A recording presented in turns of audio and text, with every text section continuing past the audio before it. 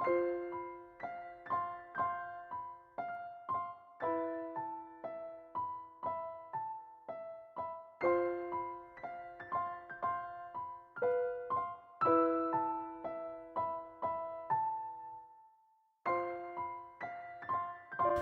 I wondered what you feel the most important qualities are in being an analyst, in becoming and continuing to be an analyst. You have a sense for the truth.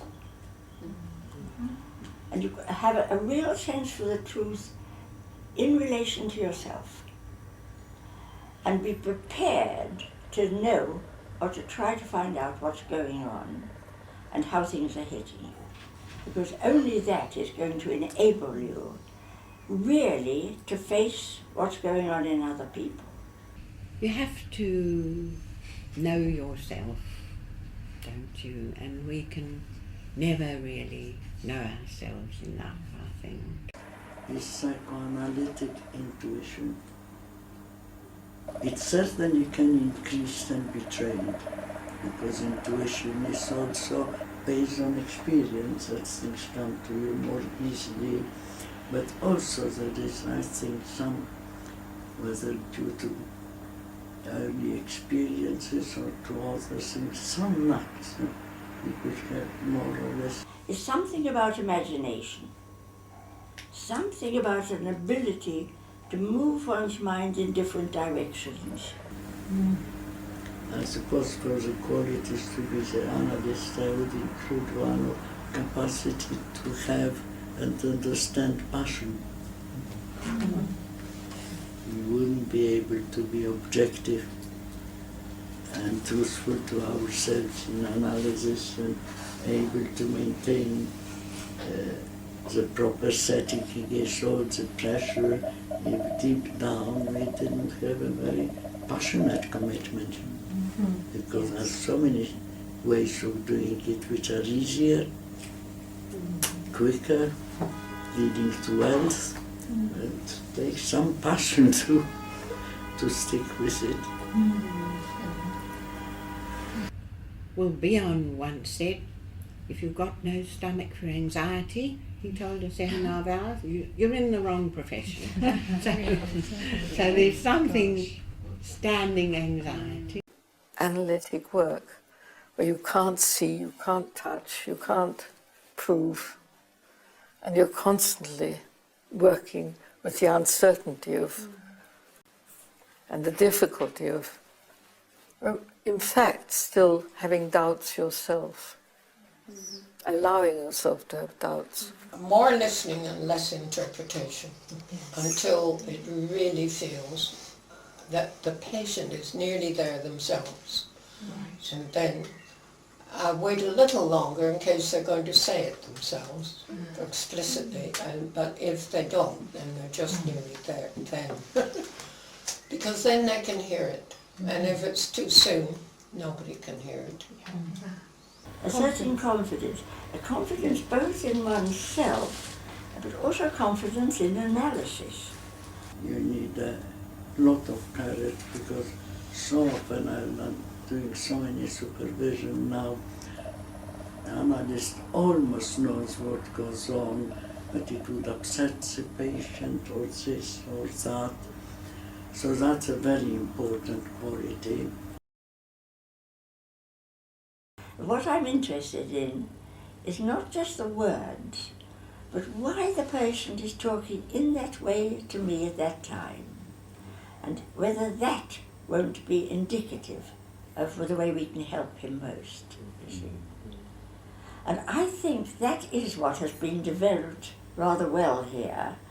And always when one does seminars or lectures abroad, you can see how important the awareness is that for abroad, that we've got something about this, about following stuff in detail and recognizing the importance of the relationship between analyst and patient. And I notice again and again people comment on this, and that's, I think, why we become popular with people coming from abroad. Yes. Because people can feel that's something which you can get hold of. This is not theoretical. that you can feel and smell and hear, if you like. And it's very important. I think it's a very serious training, and you have really to work hard. Yeah. But it is broad, it is thorough, and the whole climate at the Institute of Psychoanalysis is a dedicated. It's a group of dedicated people.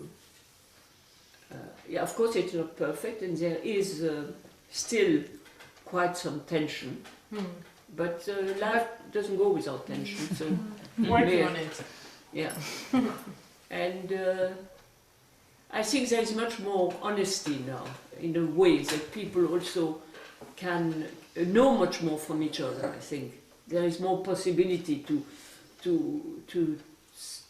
I mean, with bias. I'm sure when I speak about Kleinian ideas or some Kleinian speak about us, it's all a bit of a fantasy. What we think about the middle group, when you are not the middle, is also always a bit of a fantasy. But on the whole, there is a rapprochement and a desire to talk with one another. And I feel I've learned a great deal from the other two groups. How do you see the future of psychoanalysis in the UK? Speak of the world in the UK. The world? No, I mean it's not only in the UK, future of analysis in the world. Well, I have a rather pessimistic view, but just to beware, because in old age people become more pessimistic. They know they're going to die, so they think the world is going to disappear. And one has to beware of that. But actually, I think in our culture is so anti-mind and violent attack on the mind. Yes. Because our minds may not go along with the policies of the rich and mighty and imperialistic ones. So there's everywhere an attack on the mind. Everything to be changed into figures, numbers, and the whole, I think, analytical ethos is very much in danger. And the demand on us is, if we want to be included in the psychiatric world, we have to prove, and we have to use the sort of methods that are used in science in general, which don't happen to be applicable. We can't do that. We haven't got the microscope. We've got an analytic session. And we have our own psyche, our own mind, in order to make the observations. So it's all subjective and it's all relative. And we're into uncertainty principle and relativity theory if we use our methods. And the demand on us is to prove in ways that... So I don't think we'll ever satisfy that demand. And the minute people do, I think they're on, from our point of view, shaky ground. That they're leaving out essential bits.